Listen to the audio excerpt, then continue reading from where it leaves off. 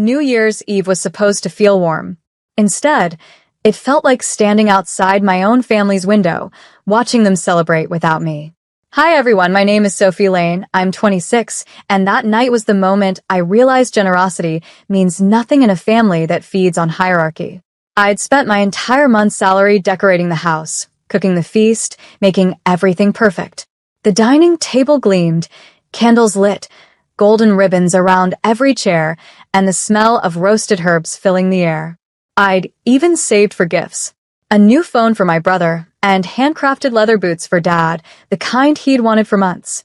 They both tore open their boxes with polite smiles. For a heartbeat, I thought maybe, just maybe, this year would be different. Then my brother leaned back and smirked. Dad told me to teach you a lesson, no gift for you. My father chuckled, proud, like he delivered some noble punishment. It's for your own good, Sophie. Maybe you'll learn your place. My place. Something inside me went very still. I smiled. Slowly. Well, I said, reaching into my purse, it's a good thing I brought one more gift. My brother frowned. For who? For both of you. And when I placed that small white envelope on the table, they had no idea. Their lesson was about to begin. The envelope sat in the center of the table, plain, white, harmless. My father's eyes narrowed. What's this supposed to be? Another one of your sentimental notes. I smiled, calm as ever. Something like that.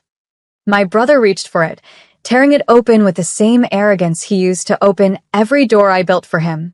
A few folded documents slid out, crisp, stamped, official. What is this? He muttered. I took a slow sip of my tea. That, I said softly, is the new ownership document for this apartment. Dad laughed. Ownership? Don't be ridiculous, Sophie. This place is in my name. It was, I corrected gently. Until you used it as collateral for the business loan I helped you secure last year. Remember? The one you defaulted on. The laughter died.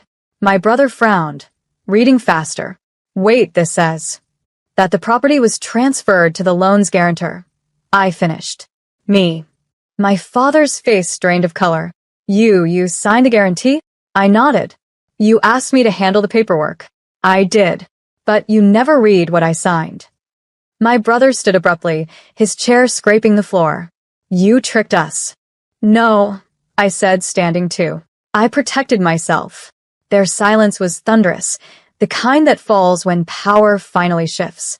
And for the first time in years, I watched my father look at me not as a daughter, but as a consequence. For a long moment, no one spoke. My father stared at the papers like they were written in another language. My brother's jaw tightened, his hand shaking as he set the documents down. You had no right, my father finally said, voice trembling. This is my house. No, I said quietly. This was your house. You mortgaged it without reading the fine print, the one that transferred ownership to the guarantor upon default. His face flushed red. You used us. I tilted my head. You mean the way you've used me for years? To pay your bills, run your errands, cook your meals, and fund every holiday you brag about. My brother slammed his palm on the table. You're still living here under our roof. I smiled. Correction. You are living here under mine. The words landed like glass shattering across the table. Dad's voice turned cold. You think this gives you power? You'll regret this, Sophie. Family doesn't turn on family. My laughter came out soft. Dangerous. Family doesn't humiliate the person who feeds them either. But you didn't call that betrayal. You called it love. He opened his mouth to speak, but I cut him off. You don't have to worry about living under my roof for long. Their eyes widened. Because as of tomorrow morning, I said calmly, you'll be getting your own eviction notice. The next morning, I woke early. The air felt different, lighter. I made coffee, printed the papers, and waited for them to wake up. My father shuffled into the kitchen, his expression sour, my brother trailing behind him, eyes heavy from a sleepless night. Morning. I greeted, sliding 2 envelopes across the table. Dad frowned. What's this now? Formal notice, I said, stirring my coffee. You have 30 days to vacate the property. My brother laughed bitterly. You can't evict your own family. I met his gaze. You're right. I shouldn't have to. But after last night's lesson, I realized something. Family doesn't mean submission. My father snatched the letter, scanning it. You filed this legally? Registered with the housing board this morning, I said. And before you panic, I already arranged for a rental property near Uncle Henry's place. Consider it generous. He slammed the paper down. You're heartless. I stood. No, I'm just done being the family wallet. For years, they'd taken from me without thanks, twisting love into obligation. But now, the same girl who once begged for approval held the keys to their roof and the freedom to say no.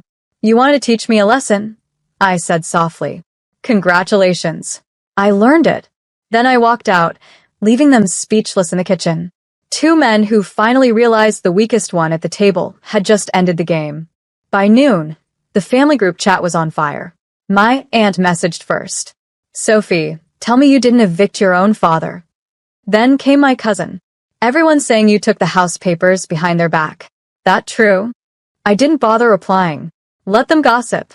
They'd never seen my father mock me after every paycheck, never watched my brother gloat over the things I paid for. But the silence broke when my mother called. Sophie, she said sharply, what did you do? I enforced the law, I replied. He's your father, she shouted.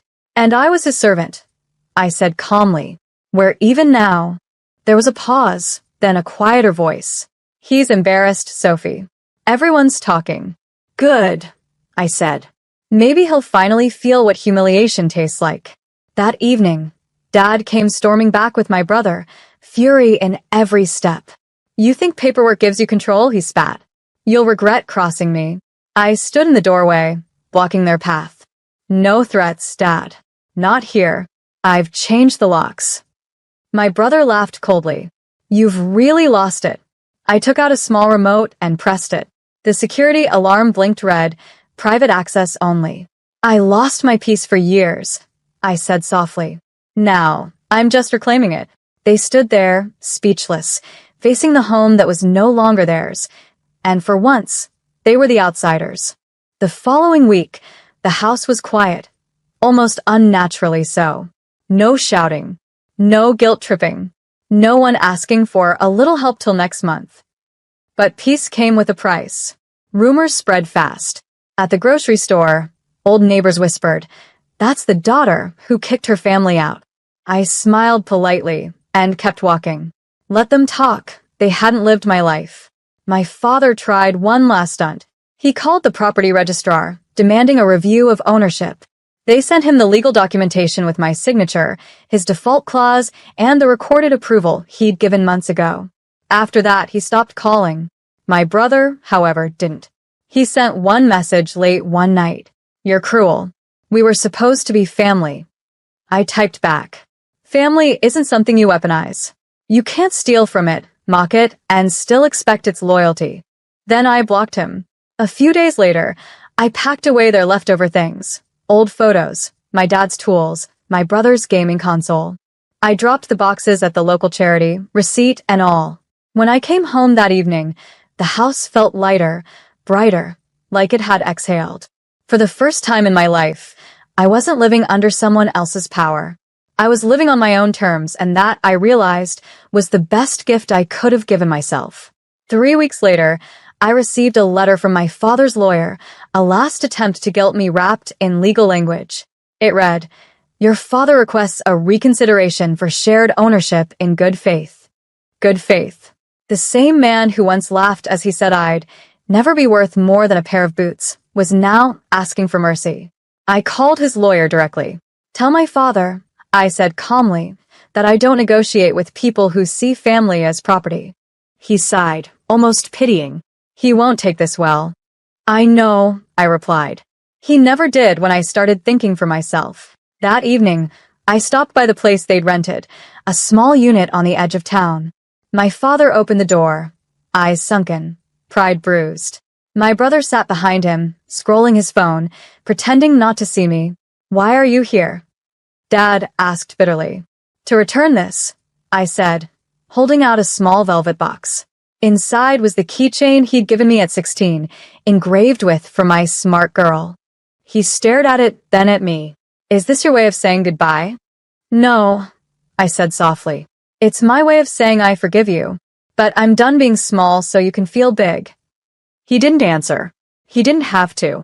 Because when I walked away, I knew, for the first time, he understood exactly who he'd underestimated.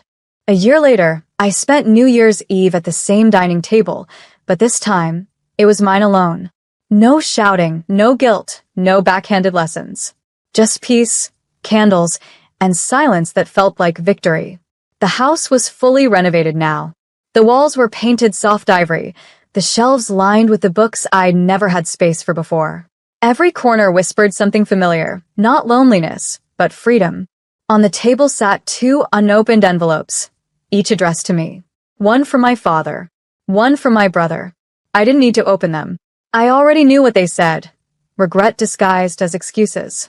I smiled faintly and tucked them into a drawer beside the original ownership papers. The documents that had once divided us were now my quiet reminder. Strength doesn't always roar. Sometimes it just signs its name. Outside, fireworks exploded across the night sky, coloring the glass with fleeting bursts of gold and red. For a moment, I remembered that night, my father laughing, my brother mocking me, both certain I'd stay small forever. But they never understood. I wasn't built to fight for scraps. I was built to rebuild. So I raised a glass of wine toward the window and whispered, "Here's to lessons learned, and to the girl who finally taught them." Then I took a sip, smiled to myself, and let the past fade quietly into the smoke of fireworks.